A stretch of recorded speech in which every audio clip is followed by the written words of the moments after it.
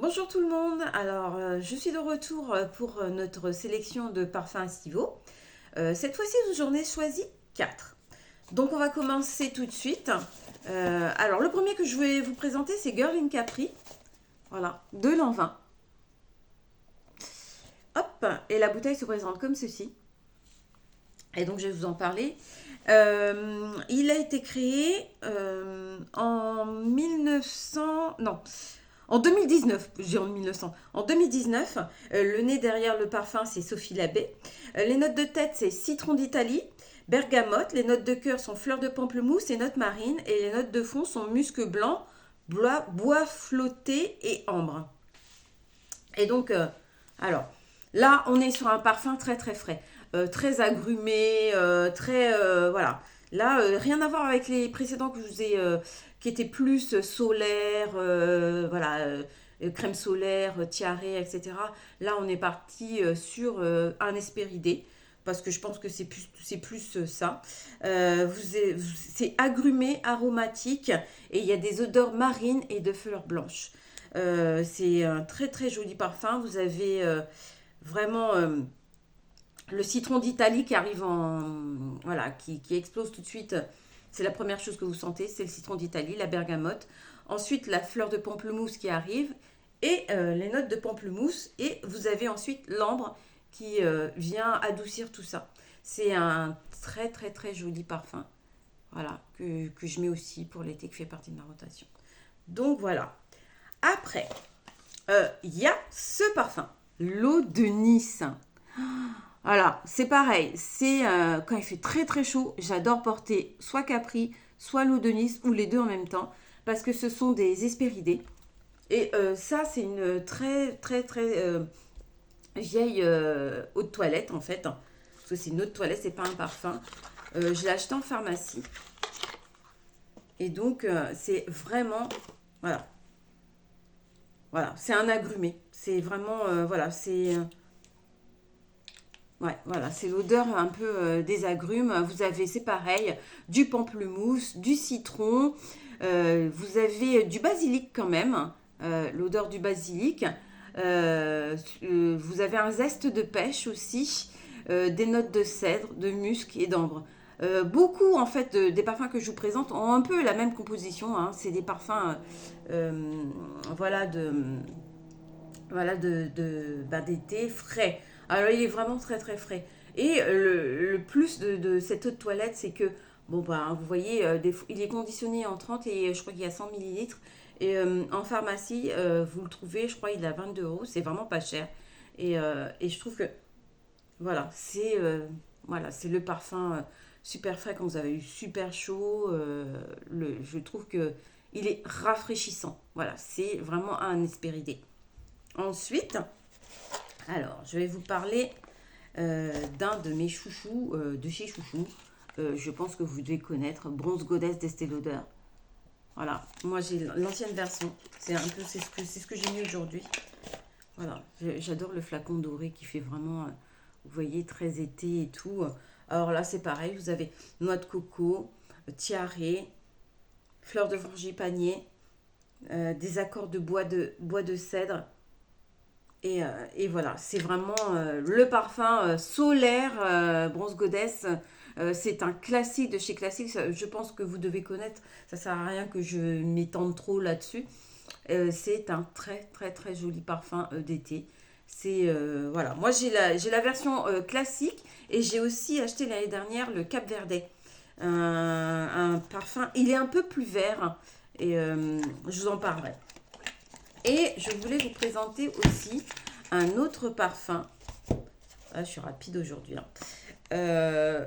Azahar de Adolfo Dominguez. Et là, on part sur la fleur d'oranger. Voilà. C'est aussi un agrume. Voilà, je vous présente le flacon qui est comme ça. Et c'est un parfum espagnol que j'ai découvert en fait quand j'étais partie lors d'un voyage en Espagne avec mes enfants. Et je l'avais découvert dans une boutique là-bas. Alors, je vais chercher quand même les notes parce que je ne m'en rappelle plus. Et je vais vous dire ça tout de suite. Parce parce que je ne me rappelle plus. Je sais qu'il y a de... Voilà, c'est agrumes, fleurs blanches.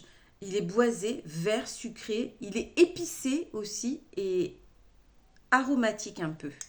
Voilà. Et les notes, je vais vous dire ça. C'est un Hespéridé aussi. Voilà. Dans les quatre que je vous ai présentés, ce sont des Hespéridés. Le parfumeur, en fait, c'est Ramon Monégal. Qui a fait aussi des parfums à Monégal, qui a lancé sa propre ligne aussi.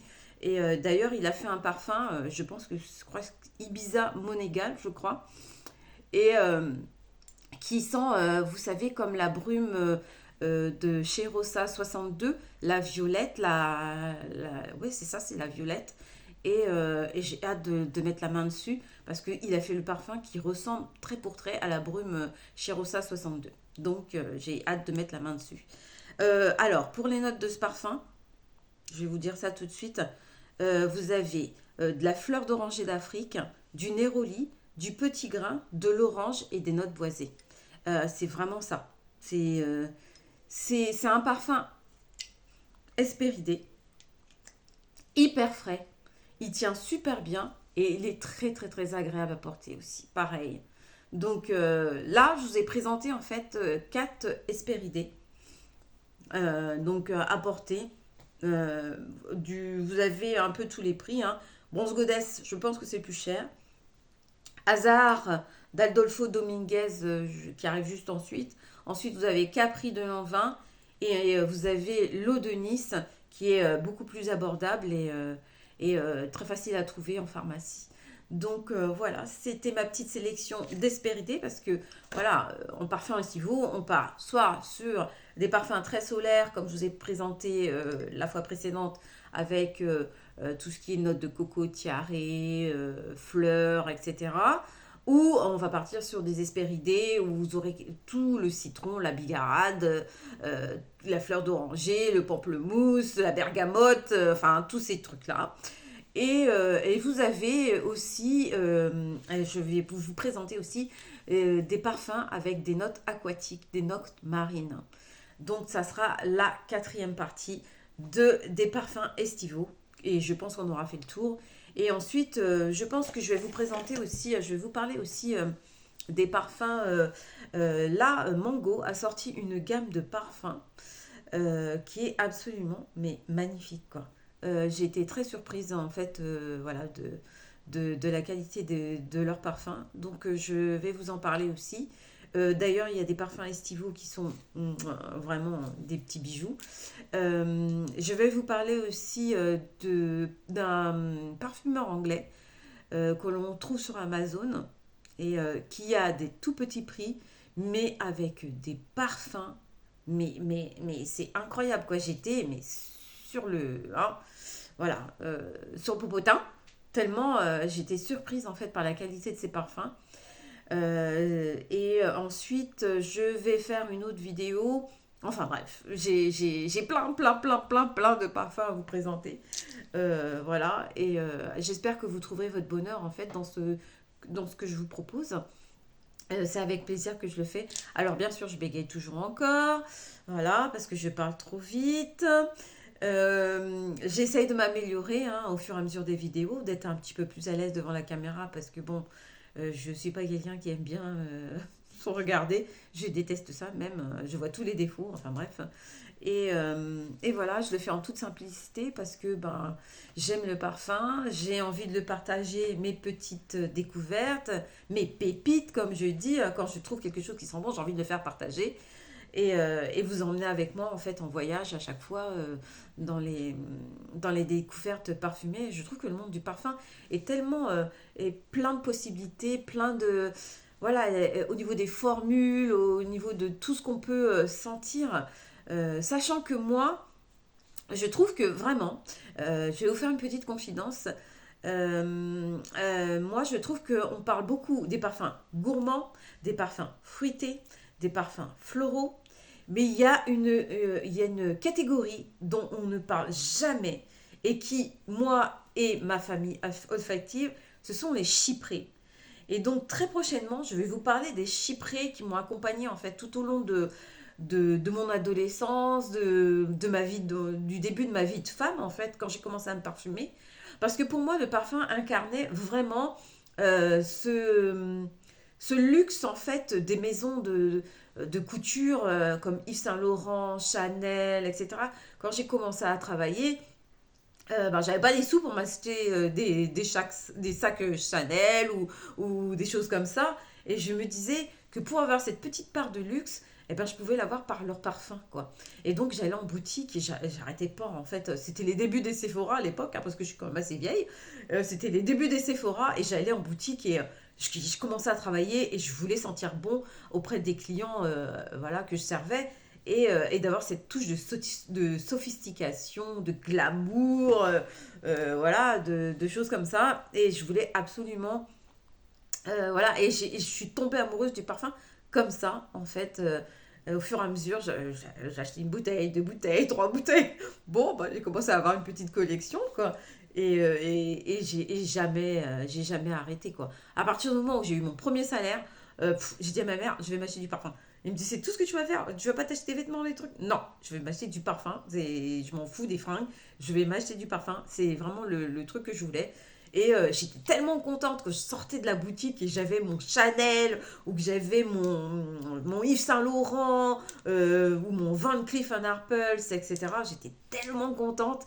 Je me disais, chouette, ça y est, j'ai un petit bout de luxe, quoi. Et quand je me parfumais, ah, je me sentais, voilà, ça me créait des émotions. Je me sentais femme. Alors j'étais femme en devenir, hein, j'étais une petite fille encore, hein, et je me sentais femme, je me sentais glamour, voilà, j'avais et j'ai découvert en fait le pouvoir du parfum en fait parce que au niveau de votre personnalité ça vous permet de vous affirmer, de vous sentir bien, de vous créer des émotions, voilà d'être voilà, il y a des moments je suis pas dans un bon mood, je me lève le matin, je me dis oh là là quelle journée de merde et bon bah faut aller travailler, faut y aller, mais je me parfume et voilà, je me sens bien. Je choisis un parfum et je me sens bien et ça me permet d'avancer dans ma journée et je me reparfume. Ça me donne un petit coup de boost, ça me donne voilà cette énergie qui me manquait et et puis j'aime le côté glamour du parfum quoi. Ça vous ensorcelle, ça projette, ça voilà. Moi, il m'est arrivé des choses, je vous raconterai. Il y a des parfums que j'ai portés, j'ai eu plein de compliments et les gens me suivaient à la trace, suivaient mon sillage. Ou il y a eu des fois où, voilà, je sais qu'il y a quelques années, j'ai rencontré mes collègues et je me parfumais. Ils me disaient, mais Alicia, mais on te suit à la trace. Et c'est marrant parce que le parfum que vous portez à ce moment-là, je me souviens que ce moment-là, je portais Nomade, qui est sorti en 2018. J'adore les créations de Quentin Biche. Je vous en reparlerai aussi parce que Quentin Biche, c'est vraiment le master parfumeur. Pour moi, j'adore tout ce qu'il fait. Je portais sa première création, enfin Nomade de chez Chloé, et je m'en parfumais, je me baignais dedans même littéralement. Et les filles elles me disaient, mais on était en formation dont on avait pris donc un appart-hôtel, etc. Donc on était plusieurs groupes. Et ils nous disaient, avant d'arriver au restaurant, mais ton sillage te précède, quoi, Alicia. On te sent, c'est toi, c'est toi, c'est toi. Et je me rappelle avoir fait. Et elle se rappelle, bon, ça fait quand même longtemps, 2018. Et quand elle me dit, ah ben oui, oui, ah, mais Alicia, on se rappelle de ton parfum, quoi. On se rappelle que tu portais Nomade. Et c'est un parfum chypré, comme je vous disais, pour en revenir à ce que je disais au niveau des familles olfactives. Le Chypre, moi, je trouve que c'est des parfums les plus sophistiqués qui est. Parce que quand vous faites un beau chypre, franchement, vous avez Panthère de Quartier, vous avez Nomade d'ailleurs, vous avez Gem de Van Cleef Arpels, vous avez Ivoire de Balmain. Oh, j'ai porté Ivoire de Balmain. D'ailleurs, ils ont fait une réédition mais qui coûte un bras. Voilà. Voilà, je vous montrerai aussi mes parfums vintage parce que j'en ai plein. Et vous avez Femme de Rochas. Enfin, voilà, tous ces parfums un peu.